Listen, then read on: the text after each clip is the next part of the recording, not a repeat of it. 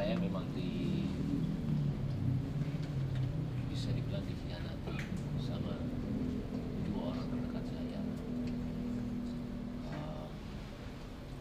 dari pihak perempuan sama laki-laki. Yang laki-lakinya itu adalah teman baik saya sendiri.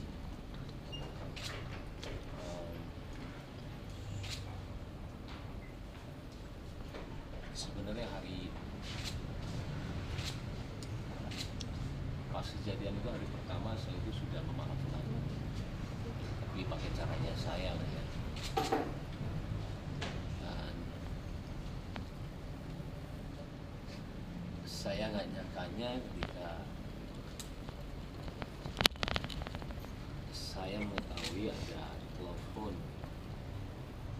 telepon laki-laki itu diganti sama pihak wanita dengan nama laki-laki. Ya kalian semua juga laki-laki ya, ketika ada di posisi itu berat sekali untuk memaafkan, karena maaf, saya tidak tahu mereka itu ngapain.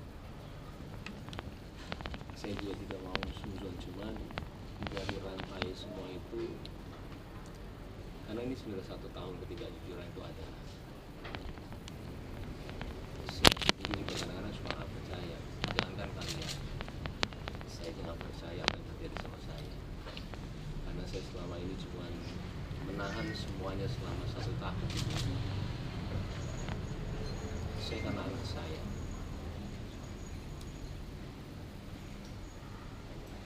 Saya kalau udah bicara anak, terus salah. Apapun yang kalian mau bicara mengenai saya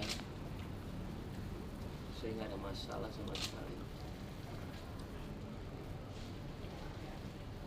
Saya tahan semuanya selama berita itu ada ya. Mau saya dibilang pelit, mau saya dibilang beda-beda dia sama orang lain, mau apapun itu saya nggak apa-apa. Saya cuma mikirin anak saya doang. Saya nggak mau mereka itu tahu masalah ini. Cuma sama kesini itu semua ketidakjujuran itu ya terus dan tambah. Saya kayak nggak ini sendiri ya, maksudnya nggak percaya. Saya itu mau menyelesaikan sampai bayar, cuma nggak bisa. Kalaupun saya maaf ya, kalaupun saya bicaranya mencari panggung, itu adalah momen saya ketika kejadian itu ada.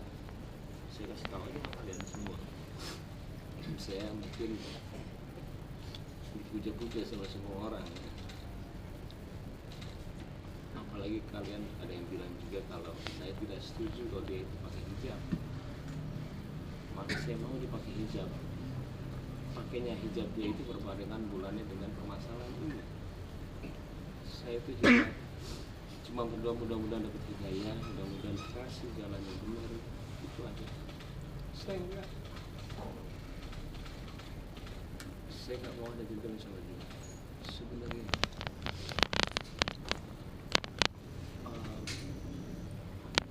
Apalagi bilang, saya jujur selama hidup saya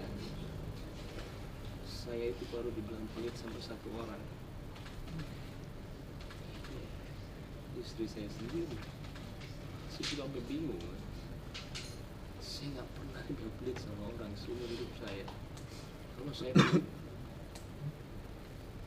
bagaimana mungkin saya menafkahi keluarga dia? Tanggungannya bagi saya. Adiknya bukan kerjakan di sini.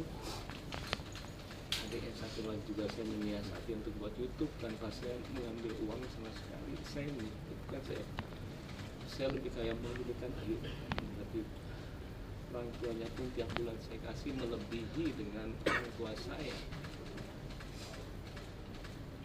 Kalau kalian mau tahu semua di sini, uang saya itu masuk ke usaha, tapi uangnya tahu lagi punya dia. Saya nggak ambil 1 rupiah pun uang lain. saya digaji dari perusahaan, Paula juga tanpa saya kasih tahu kalian jumlahnya berapa, dan tidak sedikit. Jadi hasil kerja saya itu masuk perusahaan Paula.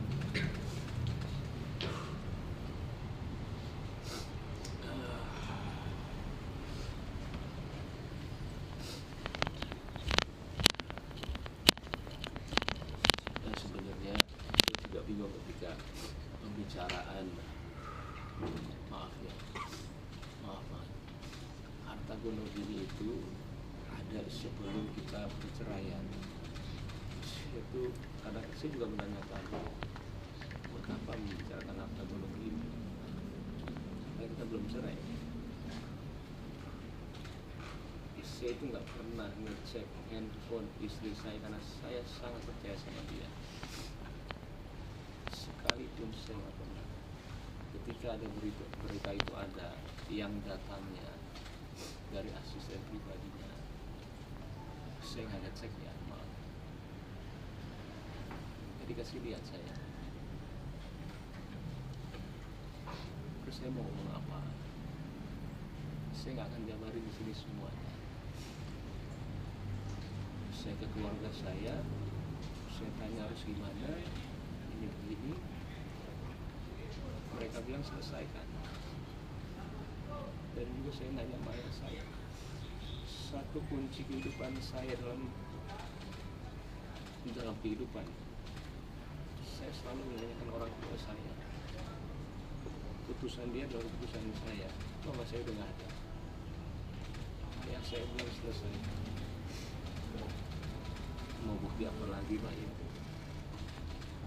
Akhirnya saya datang ke dia. Jadi kalau bilang ini semuanya tiba-tiba, enggak. Saya waktu itu udah agak kuat juga, tapi bukan masalah ini ya. Jadi masalah sifat. Saya datang ke orang tua dia, dan saya udah bilang kalau saya dulu sudah tidak bisa. Tapi akhirnya saya coba lagi. Saya bilang sama dia terakhir.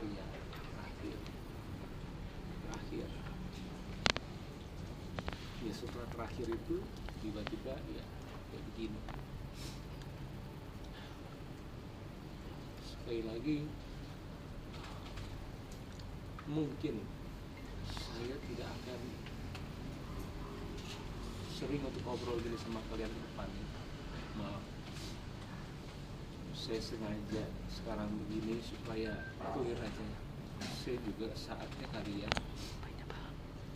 bukan membersihkan nama saya, kayak besarnya saya nggak tahu itu keputusan yang benar atau enggak. Karena kan saya harus bilang kalau memang ada ketidakjujuran itu. Cuma saya minta maaf sama wartawan. Saya juga tahu pekerjaan kalian. Karena saya nggak mau dibaca. Saya kasihan sama saya.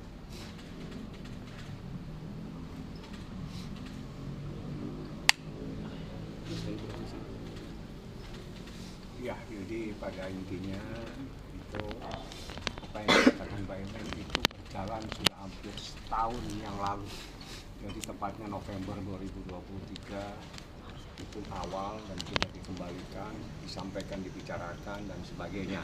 Materinya tidak perlu saya sampaikan. Yang penting bahwa di sini ada problem yang luar biasa sehingga seorang suami mengambil sikap mengajukan permohonan cerai tarak di Pengadilan Agama. Saya pikir intisarinya seperti itu.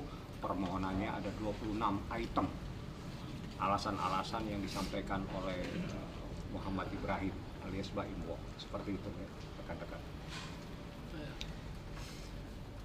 Iya, paling itu aja ya. Saya mungkin tidak mau ada pertanyaan, maaf banget. Maaf.